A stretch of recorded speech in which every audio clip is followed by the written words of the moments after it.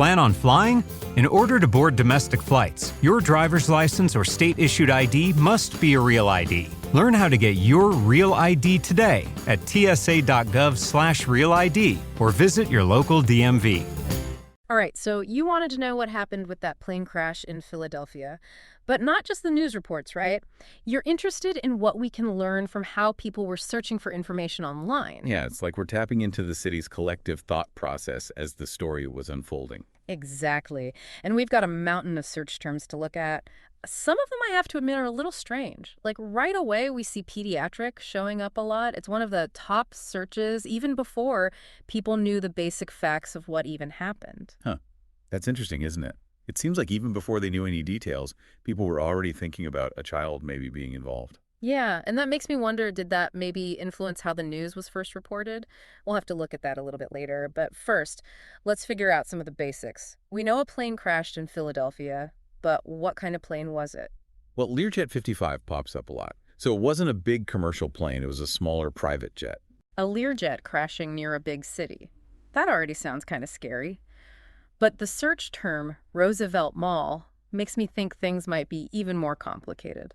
It looks like the crash happened near or even at the mall, which makes this whole thing even more worrying.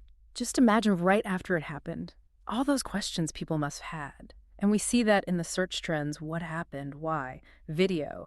It's almost like people were really desperately trying to figure out what was going on in all the chaos. You can almost feel the urgency in those searches, like a need to understand what just happened. And these days, that usually means wanting to see it for yourself. Video, being one of the top searches, says a lot about how much we depend on seeing things to understand them. It's like we need to see it to believe it, to really get what happened. But wanting to see it also makes you think about some other things too, right? Like what if there's misinformation spreading online? Oh yeah, definitely. That's a good point. When people are rushing to find answers, they might run into videos or pictures that aren't real or are taken out of context. So it's like a reminder to be careful with what we see online, especially in situations like this where everybody's feeling a lot of emotions and just want answers. It's true. And while we're talking about all the ways people were searching for information, it's pretty interesting to see all the different ways people were typing things. We see Philly, Philadelphia, even plane.crash, and they all mean the same thing. It's like a snapshot of the panic and confusion. Oh, yeah. People just typing whatever they can as fast as possible to get any information. Yeah, exactly. Nobody cares about grammar when something like this is happening. Yeah. It's all about speed and getting information. Okay, so let's recap. We have a Learjet 55 that might have had a child on board. It crashed near a mall in Philadelphia. And we've seen how people were frantically searching for answers, trying to find videos, and how all that urgency can lead to unreliable information. And don't forget about how people were feeling. Those searches for pediatric tell us that people were immediately worried about a child possibly being involved, maybe even before they knew for sure. It makes you wonder how much our natural empathy shapes what information we look for and care about. That's a great point. It's not just about the facts of the crash. It's about how those facts make us feel. And that's something we'll definitely talk more about as we get deeper into this whole thing and what happened afterwards. Absolutely. Yeah. For sure. It's interesting, as we're putting all these search terms together, I'm really struck by how quickly people went from searching about the crash itself to the response. Yeah. Like Philadelphia News, emergency resources, Philadelphia Fire, those all start trending right away. It's like this digital wave of worry going through the city. Everyone wants to know, is everyone okay? And what's being done? Exactly. And it's not even just about finding information. It's also about feeling safe again. When there's a crisis, those local institutions become really important. It's like that saying, local news is what happens when the world comes to your town. And suddenly all those local searches are so much more important. That's a good point. And if you look even closer, you see searches for Mayor of Philadelphia and even Josh Shapiro, the governor. Oh, interesting. So it's not just about how they're responding to the emergency right now. It's also about who's in charge and who's taking responsibility. Exactly. It shows how much we need to see someone in control, a leader, especially when things are scary and uncertain.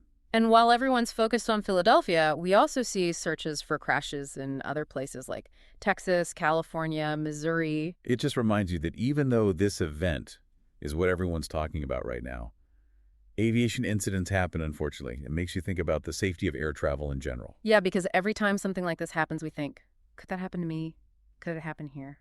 Which takes us back to what we were talking about earlier with people searching for video. It's normal to want to see what happened and try to understand it by watching it. But wanting to see everything can also be risky. Especially when you think about how fast information spreads online and how easily misinformation can take over. Exactly.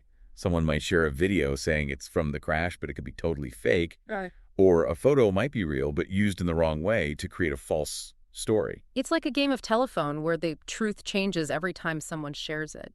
So how do we, as people looking for information, figure out what's real in all of this? It comes down to thinking critically and being media literate. You have to ask, who's sharing this? What's their reason for sharing it? Is this a source I can trust? So basically, don't believe everything you see, right? Be skeptical, look for confirmation from different sources, and trust real news outlets and official statements. Absolutely. And sometimes the best thing to do is just say, I don't know yet. It's better to wait for real information than to accidentally spread rumors and wrong information. Okay, so we've talked about why people want to see things and how important it is to think critically and be careful of misinformation. But what about how all of this made people feel? We keep coming back to those searches for pediatric. The thought of a child being on the plane. That's a good point. It shows how much empathy we have and how much stories about people affect us. A plane crash with a child involved is going to make people feel things more strongly than one with only adults. It makes us feel protective. Yeah. And it makes me think, did all that focus on the pediatric part maybe make people forget about other important parts of what happened? It's an interesting question. Did it change how the media reported on the crash? Did it change how the public saw the event? We don't know for sure, but it's something to think about when we look at the bigger story. It reminds us that even in a world full of data, our emotions still control how we see and understand information. And we can't forget that when we're trying to understand the real impact of something like this. You know, what's really interesting to me is that this whole conversation, this deep dive into these search trends, has been about more than just a plane crash. It's about understanding how we as a society react to things like this in the digital age. Yeah, it's almost like a study of how people look for information, all the anxiety, hope, and questions that come up when something like this happens. Wow, it feels like we've uncovered a lot already. From that initial shock and everyone trying to figure out what happened to all the worry for the people involved and looking to see who's in charge. Yeah, you're right. It really shows how these search trends give us a peek into something much deeper than just words. We're actually seeing the human side of a crisis as it's happening. And it's bigger than just this one event, isn't it? It kind of shows a pattern in how we all deal with information these days. Absolutely. We're constantly getting hit with news from everywhere. And our first instinct is to go to those search bars and try to make sense of it all. Yeah. But like we've seen, having all that information instantly can be good and bad. It's up to us to be smart about it and think critically about what we're seeing and reading online. Couldn't agree more. You have to remember that not every source is trustworthy. And sometimes the best thing is to just admit that we don't have all the answers yet. So a lot of what we talked about today comes down to being media literate, right? Knowing the difference between facts and guesses, being aware of biases, and knowing how to check if something's true before sharing it. It's a really important skill to have nowadays, especially online. And it's something we should all be working on no matter how old we are or how good we are with technology. So what does all this mean for you listening? What can you take away from our deep dive into the searches about the Philadelphia plane crash? Well, I hope it makes you think more about the information you see around you, to be a little skeptical of the news, to ask questions, and to always try to see things from different perspectives. And to remember that behind all those searches and data points are real people with real feelings. Empathy and understanding are just as important as knowing the facts when we're trying to figure out complicated situations. That's right. It's about recognizing that human element that's part of everything. So next time you see breaking news happening online, take a second to think about those search trends. Think about what they tell us, not just about the event itself, but about how people are reacting, what questions they have, and how they're feeling. If we approach information with both curiosity and a critical mind, we can better understand the world around us and understand where we fit in. And that's what the deep dive is all about, helping you connect the dots, uncover hidden layers, and get a deeper understanding of the stories shaping our world. Thanks for joining us for this deep dive. We'll see you next time. Today is your lucky day. Today is the day that our $3 website works for you, paying you directly to your PayPal daily. Imagine $3 ongoing continuous payments to your PayPal account. Imagine falling asleep and waking up to $300 in your PayPal account. How would this make you feel? How could this help you? What bills could you pay? What kind of fun could you have? What does that retirement look like now? All for a one-time payment of $3. This website is DFY done for you, fully built and completely hosted, and never stops collecting payments for you.